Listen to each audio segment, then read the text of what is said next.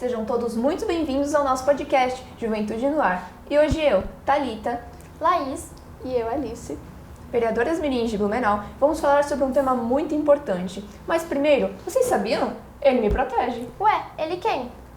O ECA, o Estatuto da Criança e do Adolescente, que inclusive criou o Conselho Tutelar. E é sobre esse órgão tão importante, especialmente para nós, crianças e adolescentes, de que nós iremos falar hoje. Interessante tema, Thalita, mas o que seria exatamente Conselho Tutelar?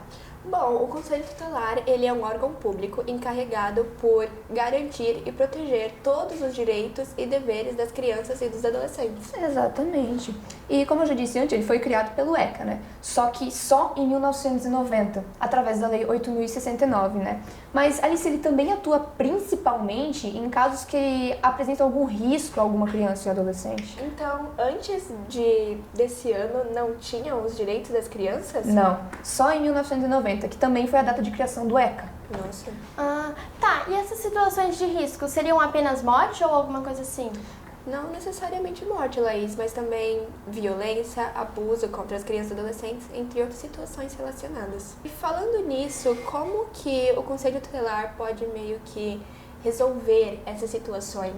Ótima pergunta, Alice. Bom, ele, antes de levar o caso da delegacia para que a justiça seja feita, ele tem que tomar algumas medidas para garantir a real segurança da criança, Por exemplo, primeiro eles investigam o caso, depois eles acolhem a criança e conversam com seus pais. Aí eles tomam as medidas protetivas, que seria basicamente verificar se a criança ela precisa de alguma ajuda psicológica ou alguma ajuda que não venha nem diretamente do Conselho Tutelar, nem diretamente da delegacia. Aí depois de todo esse processo, eles levam o caso da delegacia para que a justiça seja feita.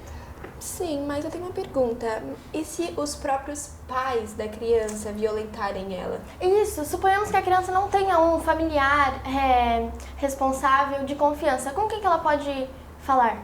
Bom, nesses casos, todo o processo que eu comentei, ele também acontece, porém, é com a presença de uma testemunha, que muitas vezes pode ser um professor ou a coordenação da escola. Então, por isso, eu sempre aconselho falar com a escola antes de levar o caso ao Conselho Tutelar, Mas aí depois que todo aquele processo que eu falei acontece, eles levam o caso à delegacia da mesma forma e tomam as medidas, para garantir essa segurança da criança, que pode resultar algumas vezes em um afastamento dos pais ou algo assim, dependendo do caso. Sim, mas e se outros direitos, além desses que nós falamos, forem violados? Então, se o caso for muito grave, eles acionam o Conselho Tutelar, porém, se não for tão grave, uma orientação com os pais já serve. Então, eles investigam e eles tomam as medidas necessárias de acordo com a gravidade? É isso? Isso mesmo.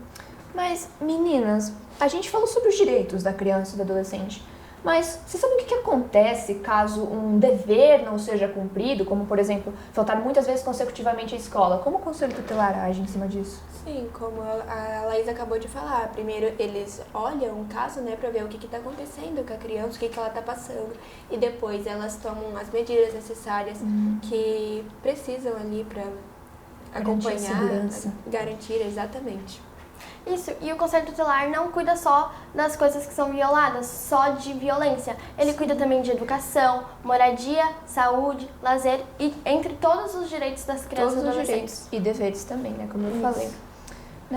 Então, meninas, eu acho que resumindo tudo que a gente falou até agora, é que o Conselho Tutelar ele nos protege, independente da situação, não é mesmo? Exatamente. Sim. Isso mesmo. E em caso de denúncias, diz que sim, pois você tem o direito de ser ouvido. Exatamente. Denuncie, não tenha medo de denunciar, pois nenhuma denúncia deve ser deixada de lado. Muito obrigada por ter assistido até aqui e esse foi o Juventude no Ar. Até a próxima!